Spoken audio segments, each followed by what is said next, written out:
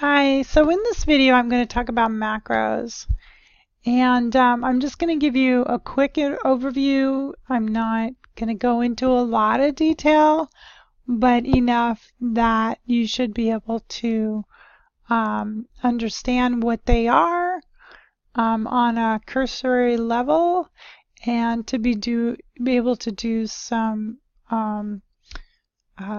command buttons and that kind of thing um, with this information. Okay, so there are different kinds of macros. There are class macros, standalone macros, and data macros.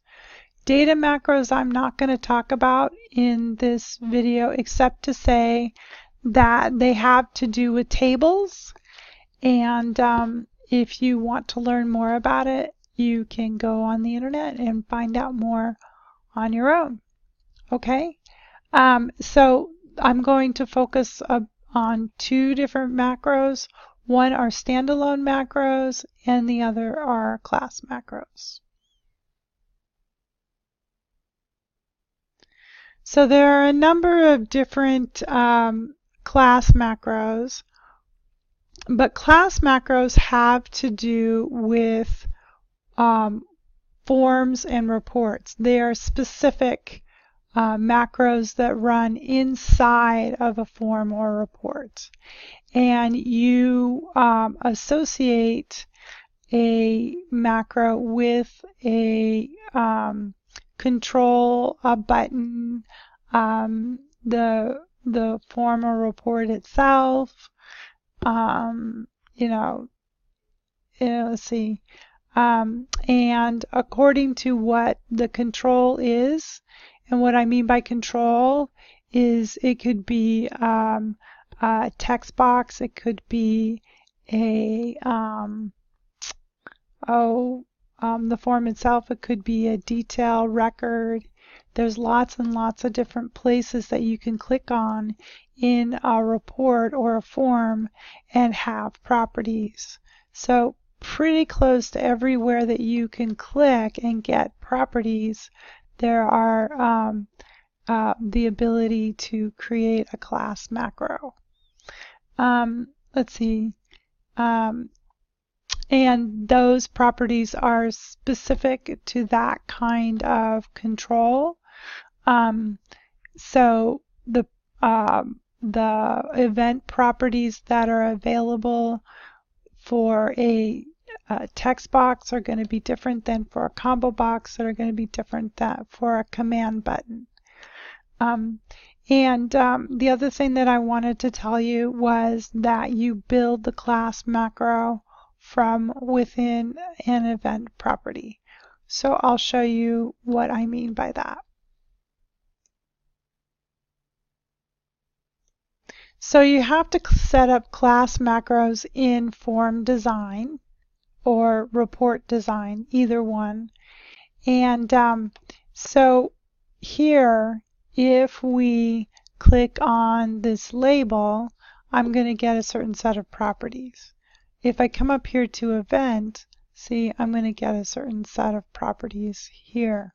But if I click, let's say, on this command button, I'm going to get a different set of properties. And if I click on form, I'm going to have a different set of event properties that are available to me.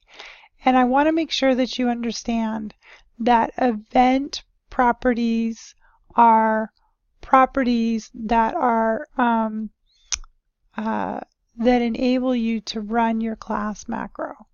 So, for example, on load.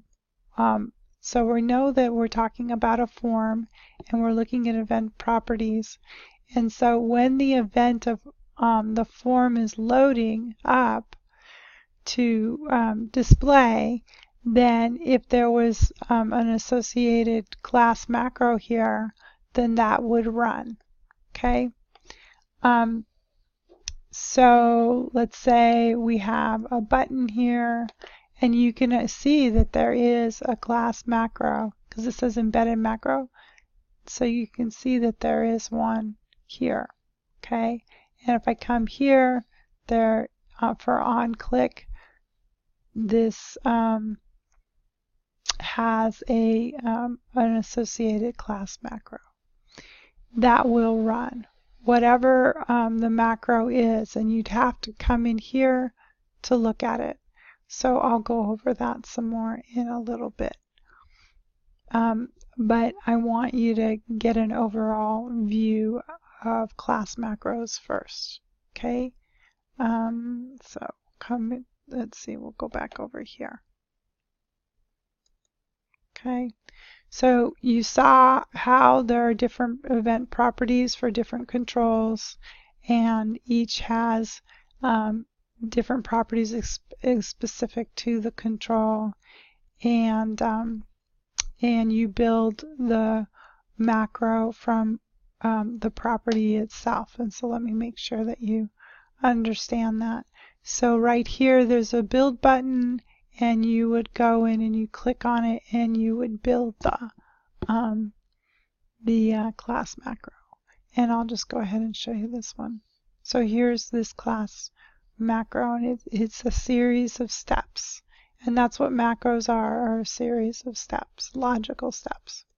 Okay, so that's a class macro. There are also standalone macros as well. So let's go and look at an example of a class or a standalone macro. So if you look over here, it says macros, and then underneath it says different macros. So these are all standalone macros, and the reason is because they show up here in the navigation pane, and if you were to double click on them, they would run.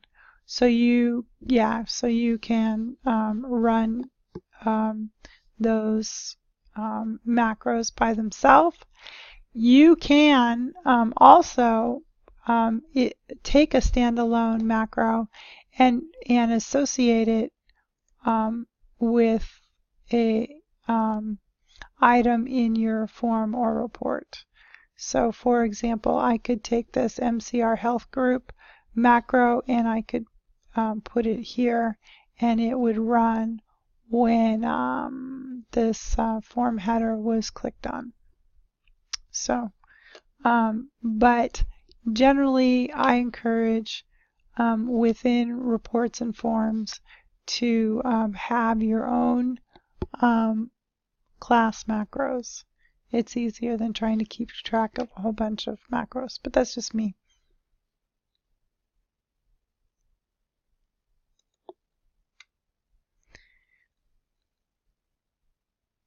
So once again, macros are a series of commands. They're kind of like programming.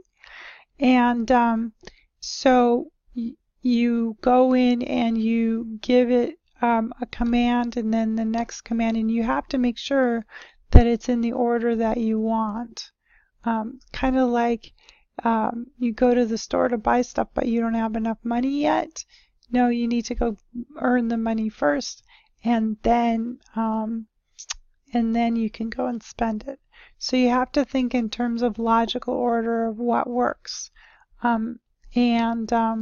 So here are some macro commands that you can use and that you probably could use in your final project. Okay, for example, open form, open report. So like with open form, you might create a button and then associate a macro with that would have a command in it that would say open form. So these are different commands that you can use. So here's a design of a main menu, and so here is a button that I've created, and I can go and access those by coming to design in here. Okay, and then in I built my embedded macro by clicking on this button, and I'll go ahead and click on it, and you can notice that it says open form, and then it says the name of the form, and that's all that button does. And you can click on close. So here, visits and invoices, this one doesn't yet have a class macro associated with it for the on-click event. So I'm going to go ahead and I'll click on the build button. Now it's asking for three, which one you want. You want macro builder. And so you say okay. And then you can say open form. And then you can say, what was it again?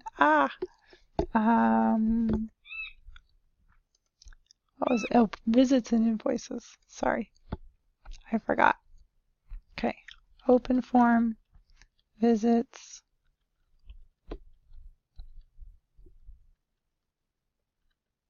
and invoices. Okay, then we'll say save, and then close, and notice it's on the on-click event, so that if I come here and I go home or view, and I click on visits and invoices, now visits and invoices shows.